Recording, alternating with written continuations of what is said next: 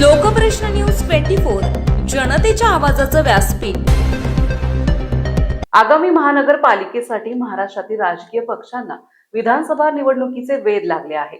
विधानसभा निवडणुकीत बसलेल्या फटक्यांमुळे महापालिका निवडणुकीत शिवसेना उद्धव ठाकरे मनसेने आतापासूनच जपून पाऊल टाकण्यास सुरुवात केली आहे। दरम्यान मुंबई आपल्या हातातून निसटू नये यासाठी ठाकरे बंधूंनी कंबर कसली आहे। त्याचाच एक भाग म्हणून मुख्यमंत्री लाडकी बहीण योजनेच्या धर्तीवर घरकाम करणाऱ्या महिलांसाठी स्वाभिमानी योजना लागू करणार असल्याचं जाहीर केलं आहे। मुंबई महानगरपालिकेतील 227 जागांसाठी युतीचे उमेदवार निवडणुकीत रिंगणात उतरले आहेत। आज शिवसेना भवनात या सर्व उमेदवारांशी थेट संवाद साधण्यात येणार आहे।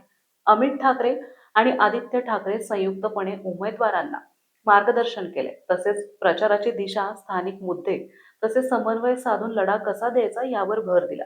आगामी प्रचाराच्या रणनीती बाबतीतही मार्गदर्शन केले आहे। लाडकी बहीण योजनेच्या धर्तीवर नवा प्लॅन।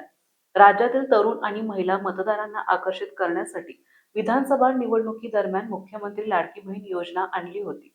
त्यांचा महायुती सरकारला मोठा फायदा झाला आहे। त्यानंतर आता या योजनेच्या धर्तीवर ठाकरे बंधूंनी काम केल्याचं समोर आलं आहे।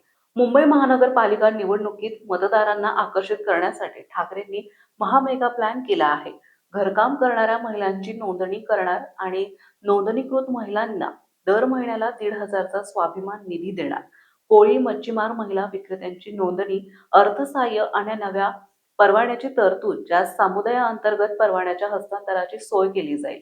कष्टकरी मुंबईकरांसाठी फक्त 10 रुपयात नाश्ता आणि दुपारचं जेवण देणारी महासाहेब किचन्स। मुंबईतील महिलांच्या मुलांसाठी उत्कृष्ट दर्जाची पाळणाघरं उभी केली जाणार आहे। मुंबईतील प्रमुख रस्त्यावर दर 2 किमीवर महिलांसाठी उत्तम स्वच्छता असलेली स्वच्छतागृह उभारली जाणार आहेत। मुंबई महानगरपालिका निवडणुकीच्या पार्श्वभूमीवर ठाकरे कुटुंबीय आणि मित्रपक्षांच्या हालचालींना वेग आला आहे। ठाकरे बंधू एकत्र आल्यानंतर आता दोन्ही पक्षांच्या नेत्यांसह कार्यकर्त्यांमध्ये उत्साह दिसून येत आहे।